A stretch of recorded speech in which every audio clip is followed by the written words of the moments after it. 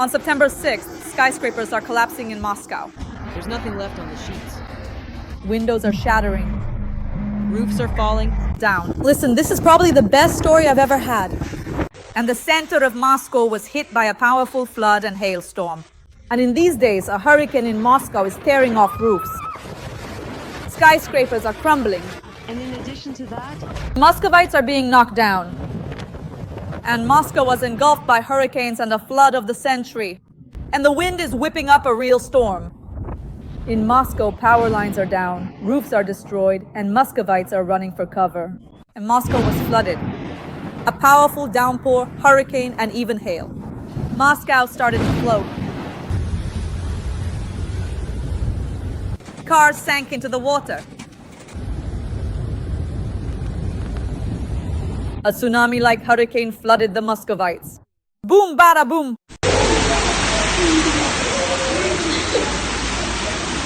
A mega downpour flooded Moscow. As far as this, you're fine if they don't wash it.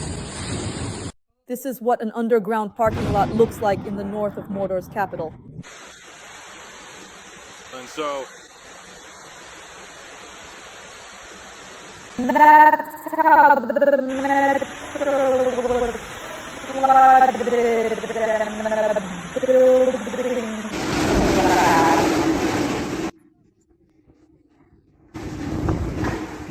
this is probably the absolute best story I've ever had the pleasure of telling.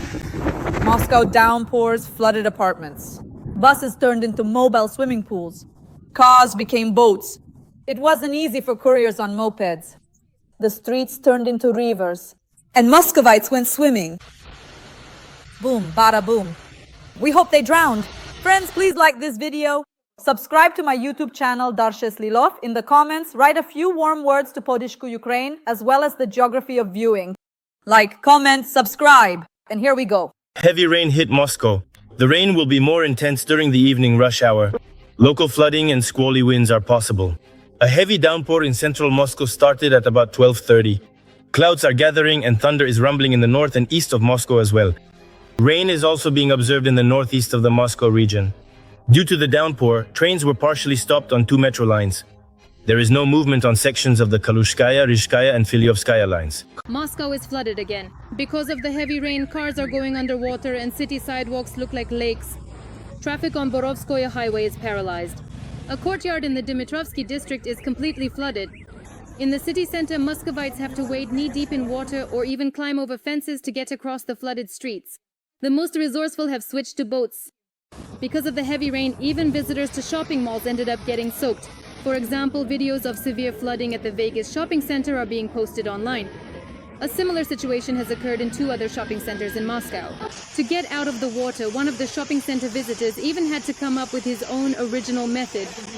According to meteorologists, some areas of Moscow have received more than half the monthly average rainfall. Forecasts predict that this kind of weather will persist in the capital for a couple more days. And Moscow City has been wiped off the face of the earth. A tornado has struck Moscow. and this... The Ostankino Tower was struck by lightning. It's on fire.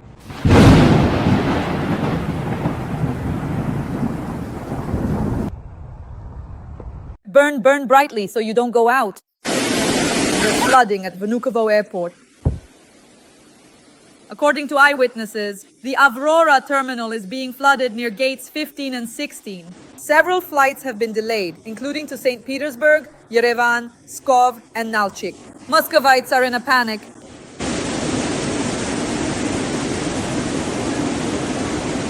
Windows are being destroyed, roofs are collapsing, skyscrapers are falling.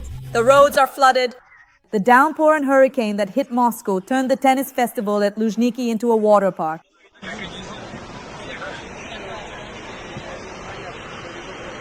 Friends? Yellow danger levels have been declared in Moscow.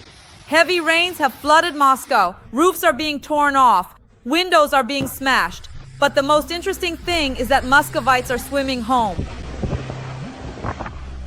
Heavy rain and thunderstorms have started in Moscow. In some areas, there is no electricity and thunder can be heard. Boom! Badam. According to Telegram channels, at this time the rescue services are receiving quite a lot of calls. For example, a woman urgently called for immediate help shortly after a large, heavy fence tragically fell on her, causing significant injury, and a young boy also desperately needed assistance after a thick, sturdy branch unexpectedly fell on him.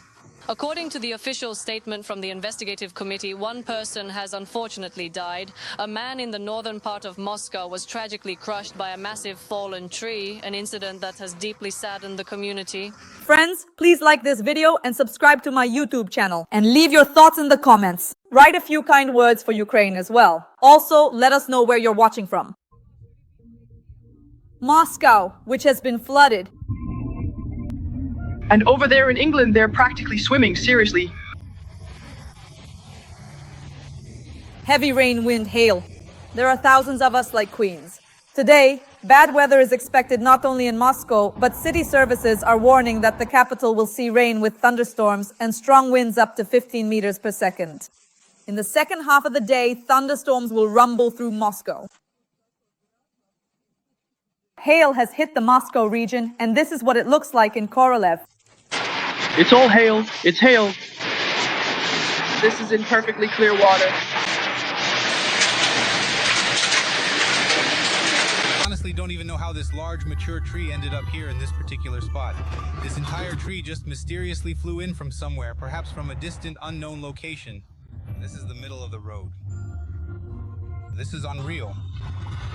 I had just stepped out of the main entrance of the building, and without any warning, a massive tree suddenly and violently fell directly onto the parked car. Look closely, it struck with considerable force right here on this specific spot. A summer thunderstorm has come to Moscow. It struck the Ostankino TV tower hard. According to meteorologists, in the coming hours and until the end of the day, the capital of Mordor is expected to see heavy rain, downpours, thunderstorms, hail, and hurricane-force winds. There is also a high probability of fatalities.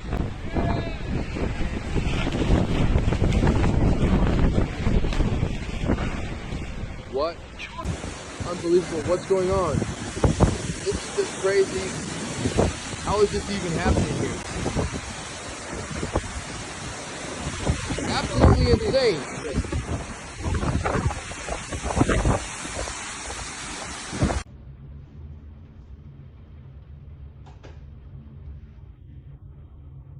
Good job.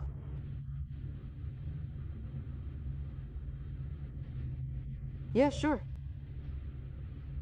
Don't film. I don't think there will be a storm like that.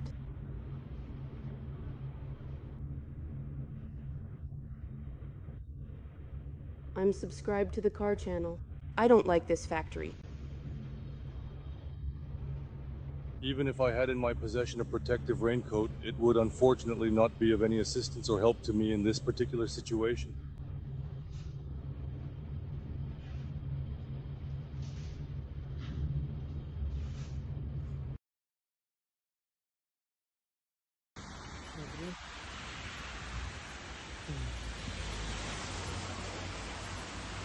I just blocked the road.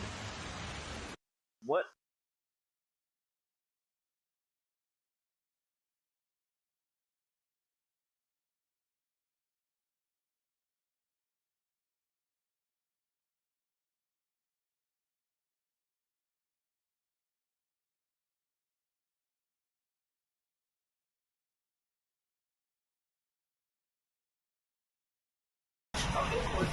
Good job, that's pride somehow, like scripted. That's not pride, no, but drainage brigades are eliminating the consequences of the bad weather. They open storm drain grates, letting water into the drainage system. They use powerful pumping stations. It should be noted that flooding will continue until the end of the day, until 10th hour p.m., which is why the mayor of Moscow, Sergei Sobyanin, and specialists from the complex, according to highly respected and knowledgeable specialists from the renowned Phobos Center, a leading institution in its field, it is imperative to endure just a little longer, as the current situation is expected to gradually subside and completely resolve itself closer to the stroke of midnight. In the interim, numerous vigilant eyewitnesses are actively capturing and sharing compelling and often dramatic footage with us, providing real-time visual documentation of the unfolding events. This continuous stream of shared media offers invaluable insights into the current circumstances, allowing for a comprehensive understanding of the situation as it progresses towards its anticipated resolution. Let's take a look at a few clips.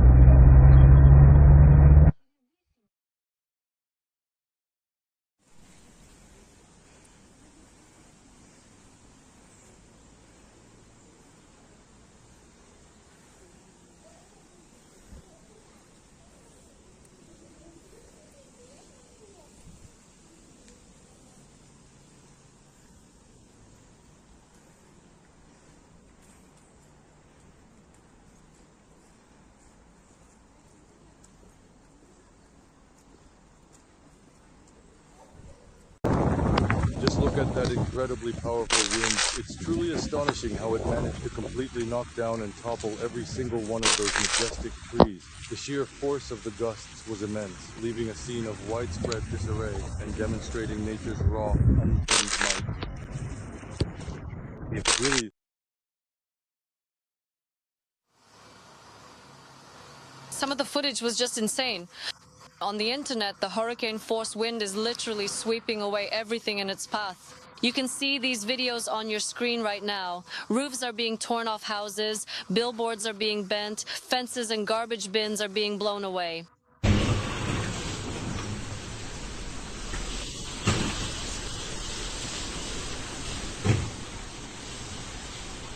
The fire is burning.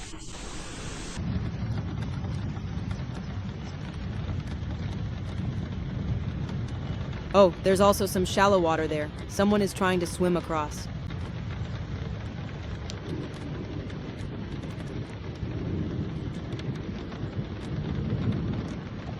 All right. People are making a new path across the lawn.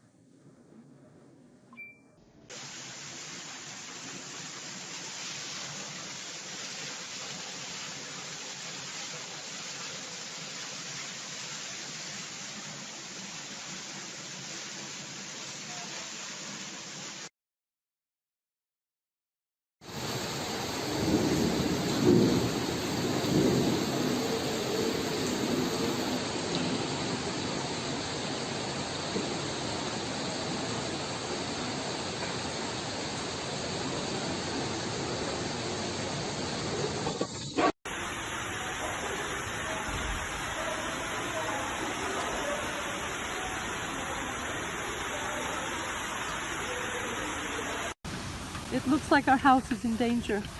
This is really scary now. Look at what happened. It collapsed.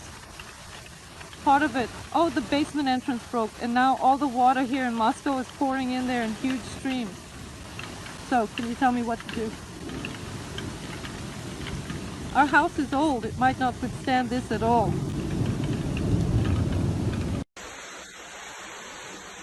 Yes, this is a flood.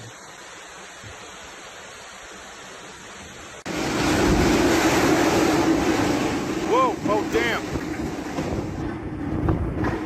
Honestly, this is probably the best story I've ever had. Well, we're screwed, what can I say? No, they haven't actually put it out yet. Well, looks like they're taking charge here, I see. Well, guys, the passersby are doing great. They're helping out from the windows, but someone is already throwing things, moving stuff.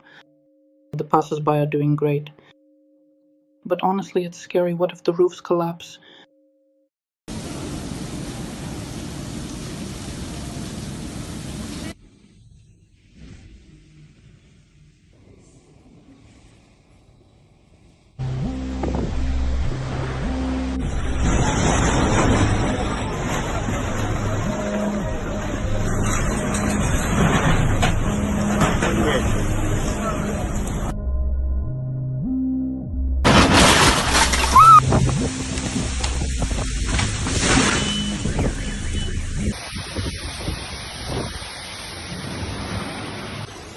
That is precisely the kind of comprehensive control and command we possess right here.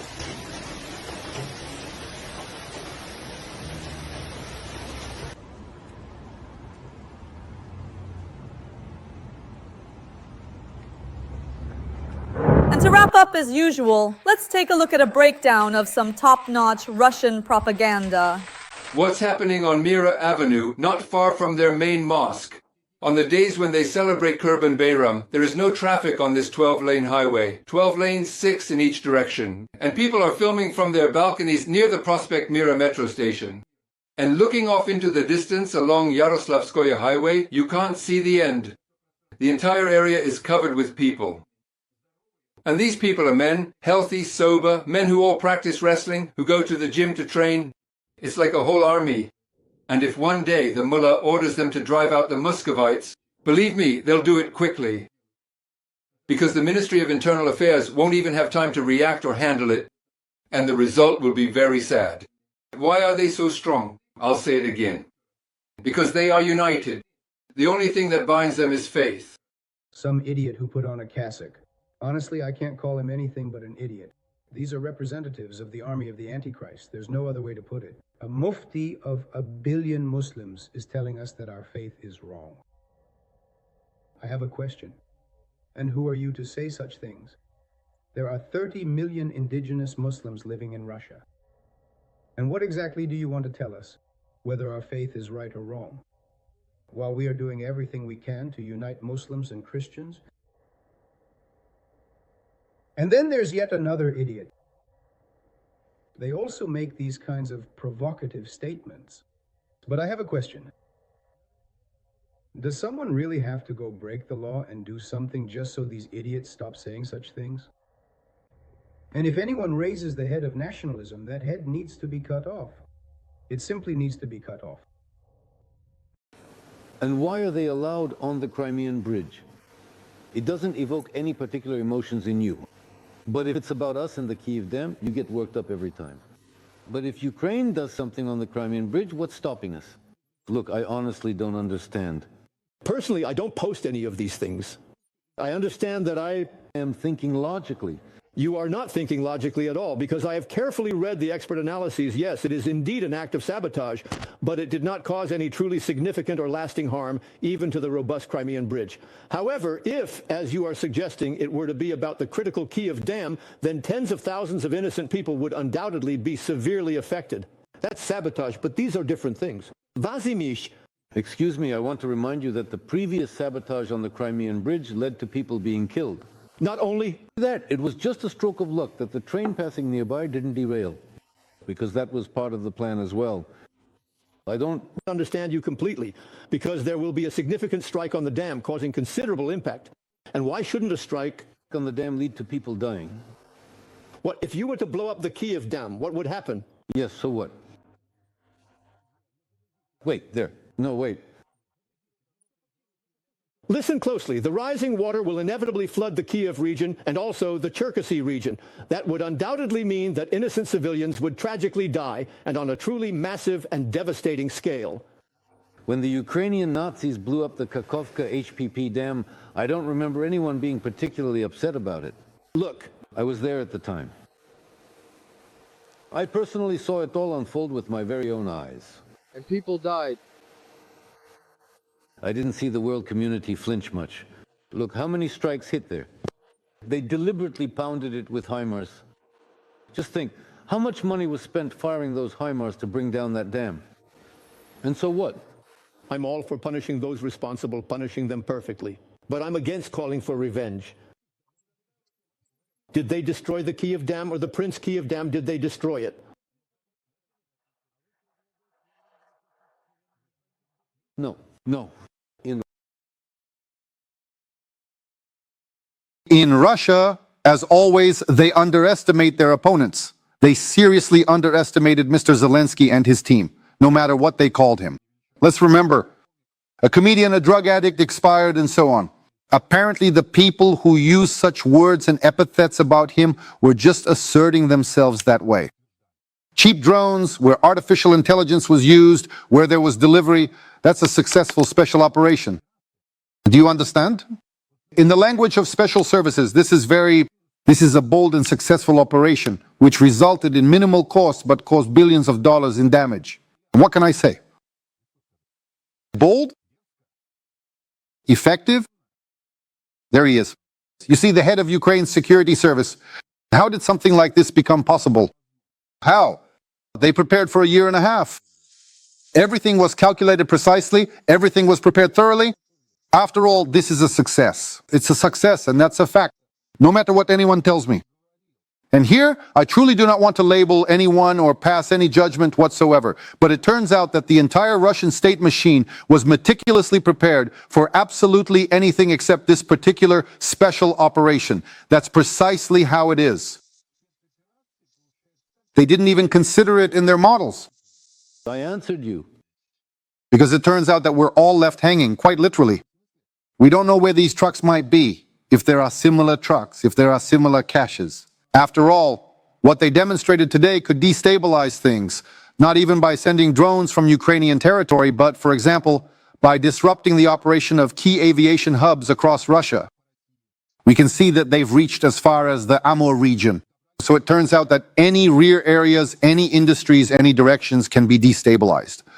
And this reminds me of the story with Mossad. And remember the special operation with the cell phones? This is even bolder here.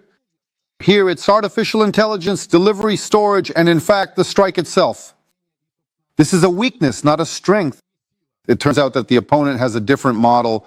Everyone used to laugh at him, right? They said, yeah, he's this and that, but he created a system. Was it him or his team? If it was his team, then it's still his achievement for putting together such a team. In Ukraine, whose leaders Putin has just called terrorists, people are still shedding tears over the nuclear arsenal that was handed over to Moscow after the collapse of the Soviet Union. They suggest making dirty bombs.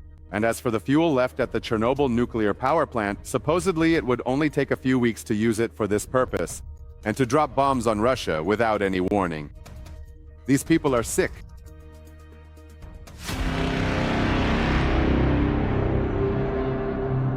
Hello. You are watching the live broadcast of Channel 1's program Time Will Tell with Artem Sheenan, which means, as always at this time, the most important and most relevant news. Today is June 2nd, and the news of June 2nd, these are the kinds of news that outshine all other news, if only because they are so important, interesting, and all-encompassing that the news from June 1st, by comparison, isn't even worth discussing.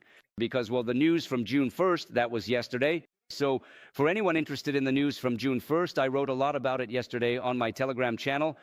If you're curious, go ahead and check it out. Read both the news and my thoughts on the matter. But since that was yesterday, and today is June 2nd, and today is Istanbul, we'll be discussing June 2nd and Istanbul, because, well, you all understand why. And... You know, but retribution, or more precisely, just punishment for those who orchestrate all of this, is inevitable. And we, as civilized people, at that moment will negotiate with them about how they prefer to stand against the wall, with their eyes closed or on their knees facing the wall, or bravely looking into the barrel. Well, those are the three options that, in the end, we'll have to negotiate with them about. We, as humane people, will grant them the right to choose as their last wish. On a kind of world tour, so that she knows the truth about Russian aggression, about Russia's war against Ukraine. So every comment, every subscription helps ensure that as many people as possible around the world see this video. Stay with us, stay on the bright side. Friends, glory to Ukraine, glory to the heroes. We will definitely win.